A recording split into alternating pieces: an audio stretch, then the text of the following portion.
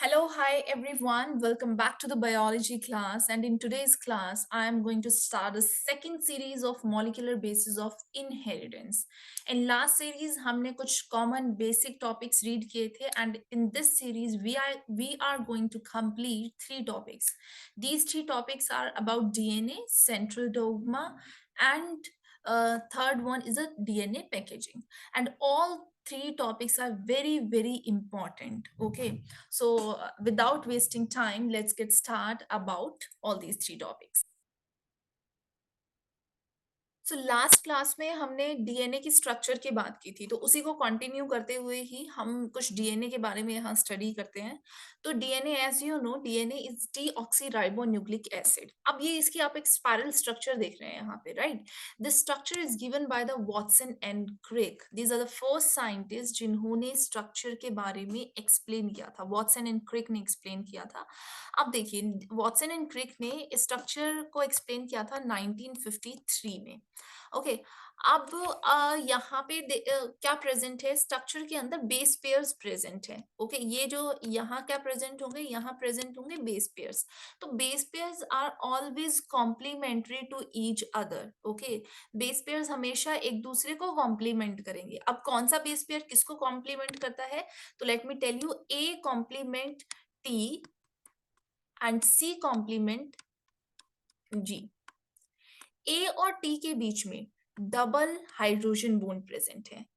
सी और जी के बीच में ट्रिपल बॉन्ड प्रेजेंट है, triple hydrogen bond. A adenine, T thymine, C cytosine and G is guanine. I hope these points are clear for everyone. Now purines comes opposite to pyrimidines. Purine के साथ कभी base pair नहीं बनाएगा, purine हमेशा pyrimidine के साथ बनाएगा, and pyrimidines जो हैं वो प्योरिन्स के साथ बनाएंगे। नाउ जो ये स्ट्रक्चर है, कॉइल्ड स्ट्रक्चर जो आप देख रहे हैं, it is always right handed and in one turn 10 base pairs are present. Okay, one turn पे 10 base pairs जो हैं इसके अंदर present हैं। तो अगर मैं एक स्पाइरल की बात करूं, एक स्पाइरल का जो डिस्टेंस है इसके अंदर वो होगा 3.4 नैनोमीटर। फाइन, ये जो टर्म्स हैं दीज आर वेरी इंपॉर्टेंट, ये आपको लर्न रखनी है क्योंकि एमसीक्यूज में भी ये क्वेश्चन आते हैं, एनसीईआरटी में भी ये है। सो इट इज वेरी इंपॉर्टेंट। अब दोनों जो आप स्ट्रैंड देखते हैं, इन दोनों के बीच में जो डिस्टेंस है इट इज 20 एंगस्ट्रॉम, और you can say that 2 nanometre. You have to learn both the units. Okay, now अगर मैं बेस पेयर की बात करूं कि जैसे यहाँ पे बेस पेयर प्रेजेंट है और यहाँ पे बेस पेयर प्रेजेंट है, और इन दोनों के बीच में जो ये डिस्टेंस है ये होगा 0.34 नैनोमीटर और 3.4 angstrom. Now there are two grooves are present, to minor groove and major groove. Minor and major आपको नाम से ही पता चल रहा है इसके अंदर minor and major। minor के अंदर क्या होगा? You can see ये इसका center point है, center point से काफी away है, that is means little bit groove is present here, that is minor groove। और अगर बहुत ज्यादा groove present है, like you can see here, this is much larger as compared to minor one, so this one is known as major groove। So two chains are anti-parallel to each other. They have base pairs, complementary base pairs. This is right-handed structure. 10 base pairs are present in each turn. So these are some basic things about the DNA structure that is given by Watson and Crick. अब देखिए, हमारे पास ये base pairs present हैं, T T G G and C. Thymine thymine, guanine guanine and cytosine. So इसके opposite में क्या base pairs present होंगे आप इजीली बता सकते हैं।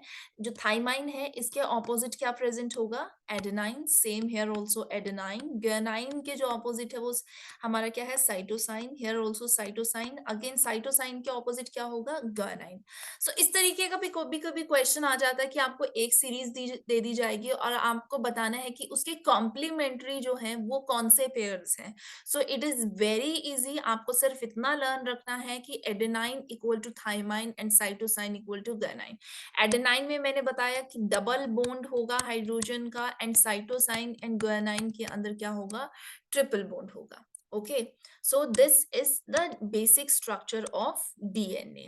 अब क्या है कि ये जो डीएनए है, अगर हम इसकी बात करें तो डीएनए के अंदर हमें क्या करना है? अब डीएनए पैकेजिंग जो टॉपिक आता है, तो डीएनए को हमें सेल के अंदर पैक करना है। बट ये बहुत लंबी स्ट्रक्चर है, तो सेल के अंदर इसको कॉइल्ड फॉर्म में हमें पैक करना है, so that we can do with the help of DNA packaging. Okay, वो हम डीएनए पैकेजिंग की हेल्प से कर सकते हैं। तो यहाँ पे अगर मैं डीएनए पैकेजिंग की बात करूं, तो what is DNA packaging? It is very large molecule कि सेल में इसको हम पैक फॉर्म में रख सकते हैं with the help of DNA packaging. So DNA packaging help in this. अब डीएनए पैकेजिंग की बात करें तो इसके अंदर जो मेन स्ट्रक्चर है दैट इज न्यूक्लियोसोम। आपको इसको स्टडी करना है न्यूक्लियोसोम को। न्यूक्लियोसोम क्या है? इसके अंदर अराउंड 200 बेस पेयर प्रेजेंट है।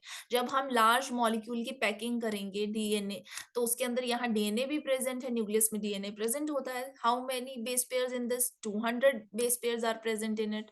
ओके, अब ये जो 200 बेस पेयर्स हैं, these are the unit of chromatin. Chromatin क्या है? कंडेंस्ड फॉर्म है, ठीक है, यही क्रोमोसोम बनाती है। Chromatin is form of chromosomes, तो this is condensed form.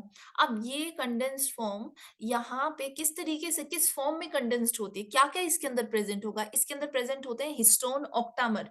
What is histone? Now histone is the protein molecule, octamer means 8, okay 8। तो यहाँ पे 8 हिस्टोन मॉलिक्यूल्स हैं, इनके नेम है H2A, H2B, H3 और H4। Now 2 2 2 and 2, total here 8। Fine. तो आप देख सकते हो यहाँ पे ये 4 मॉलिक्यूल प्रेजेंट है, सेम इसके पीछे भी क्या है, 4 मॉलिक्यूल्स प्रेजेंट है। तो ये टोटल कितने हिस्टोन मॉलिक्यूल्स हो गए हमारे पास? 8 हिस्टोन मॉलिक्यूल्स हो गए। These are positively charged molecule, ये पॉजिटिवली चार्ज्ड मॉलिक्यूल है and they are rich in acid lysine and arginine। एक एसिड है amino acid lysine and arginine. 1 mark का ये भी क्वेश्चन बनता है, वेरी इंपॉर्टेंट, कि कौन से अमीनो एसिड प्रेजेंट है। So they are rich in lysine and arginine amino acid, ये दोनों अमीनो एसिड्स इन अंदर प्रेजेंट होंगे।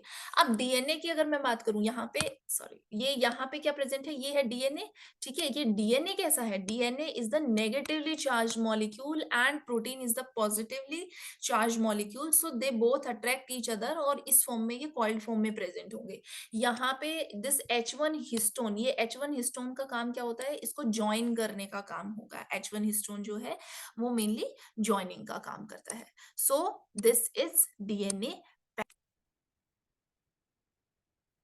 तो जो न्यूक्लियोसोम है, ये सेल के अंदर एक थ्रेड लाइक स्ट्रक्चर की फॉर्म में पैक रहता है, ठीक है।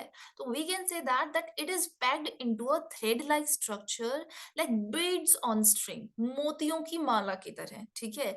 जैसे यहाँ पे मान लीजिए ये मोती है, ठीक है, और ये यहाँ ये थ्रेड है। So this is like a beads of string, और ये एनसीईआरटी में भी है ये लाइन, वेरी इंपॉर्टेंट लाइन। अब ये देखो, जो दोनों कनेक्ट करने का काम करते हैं एक मोती से दूसरे मोती को, तो न्यूक्लियोसोम को you can say that, so that is known as linker DNA, because वो किसका काम कर रहे हैं? लिंक करने का काम कर रहे हैं। तो we can say that it help into the link one nucleosome to another, so this is linker DNA. तो मेन जो है न्यूक्लियोसोम का काम क्या हो गया? It help to fit DNA within into small size, ठीक है, ऑफ अ सेल।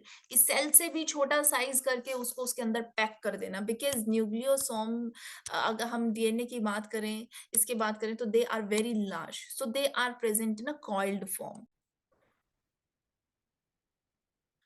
तो अब देखिए, अगर हम यहाँ पे बात करते हैं क्रोमेटिन की, see this is chromatin. Chromatin अभी मैंने आपको बताया था कंडेंस्ड फॉर्म है, ठीक है, जो पैक फॉर्म में प्रेजेंट है सेल के अंदर, क्रोमोसोम्स। सो अब ये जो क्रोमेटिन है, इनको चाहिए higher level of packing. Higher level of packing किसकी हेल्प से होगी? नॉन हिस्टोन क्रोमोसोमल प्रोटीन की हेल्प से होती है हायर लेवल ऑफ पैकिंग। तो जो नॉन हिस्टोन क्रोमोसोमल प्रोटीन किस तरीके की पैकिंग करते हैं, उस पैकिंग के अकॉर्डिंग इनको डिवाइड कर दिया गया है 2 टाइप्स में। One is the euchromatin and another one is the heterochromatin. You का मतलब क्या है यहाँ पे? ट्रू, ठीक है, ट्रू क्रोमेटिन। हेट्रो मतलब डिफरेंट। अब ये ट्रू और हेट्रो डिफरेंट, बट अब यहाँ पे क्या किया गया कि इनके दोनों के ऊपर एक्सपेरिमेंट किया, यू और हेट्रो के ऊपर स्टेनिंग की गई। स्टेनिंग का मतलब होता है कलरिंग। तो यूक्रोमेटिन जो थे वो यहाँ पे मिले हमें लाइट कलर, ठीक है, लाइट स्टेन मिला। लेकिन अगर मैं हेट्रो की बात करूं तो हेट्रो हमें इसके ऑपोजिट मिले, वो हमें मिले डार्क स्टेन। अब यूक्रोमेटिन जो थे वो डेंसली कॉइल्ड फॉर्म में प्रेजेंट थे, लेकिन अगर यूक्रोमेटिन जो थे वो लूजली फॉर्म्ड में प्रेजेंट थे, ठीक है, लूजली कॉइल्ड फॉर्म में प्रेजेंट थे। और हेट्रोक्रोमेटिन जो थे वो थे डेंसली कॉइल्ड फॉर्म में present. Both are opposite to each other. आप सिर्फ यूक्रोमेटिन लर्न कर लेना, हेट्रोक्रोमेटिन उसके ऑपोजिट है। यूक्रोमेटिन लाइट स्टेन्ड है, they are loosely coiled region, and they are transcriptionally active, जो सबसे important point है। यूक्रोमेटिन अगर प्रेजेंट है तो दैट इज ट्रांसक्रिप्शनली एक्टिव। वो भी मैं आपको आगे बताऊंगी व्हाट इज ट्रांसक्रिप्शन, ठीक है। डीएनए का आरएनए के अंदर चेंज होना, मैसेंजर आरएनए के अंदर, तो दैट इज ट्रांसक्रिप्शन। तो यूक्रोमेटिन अगर प्रेजेंट है सेल के अंदर तो that means that is transcriptionally active. लेकिन अगर हेट्रोक्रोमेटिन प्रेजेंट है दैट डजंट मीन कि वो ट्रांसक्रिप्शनली एक्टिव है। तो यहाँ 1 मार्क का क्वेश्चन फिर से बन गया that which chromatin is transcriptionally active. So euchromatin is transcriptionally active. I hope this is clear. Chromatin is a condensed part. अब इसको हायर लेवल की पैकेजिंग के लिए नॉन हिस्टोन क्रोमोसोम्स प्रोटीन की जरूरत है, ठीक है। ये प्रोटीन इसको 2 टाइप की पैकेजिंग देंगे, एक euchromatin, second is heterochromatin. Euchromatin जो है वो लूजली कॉइल्ड रीजन है सेल के अंदर, और हेट्रोक्रोमेटिन जो है वो डेंसली कॉइल्ड रीजन है। यूक्रोमेटिन जब हमने स्टेनिंग की दोनों की तो हमने 2 रीजन पाए कि जो एक तो लाइट स्टेन था और एक डार्क स्टेन था। तो लाइट स्टेन को जब हमने देखा तो वो जितना भी था वो लूजली कॉइल्ड था, ठीक है। लेकिन जो हेट्रो था वो डार्क था और वो डेंसली कॉइल्ड था। अब इनमें ट्रांसक्रिप्शनल एक्टिव कौन सा रीजन है, that is euchromatin region. I hope this point is clear for everyone. Okay, so this is all about DNA packaging. So you can say that yes, DNA packaging play very important role in the cell.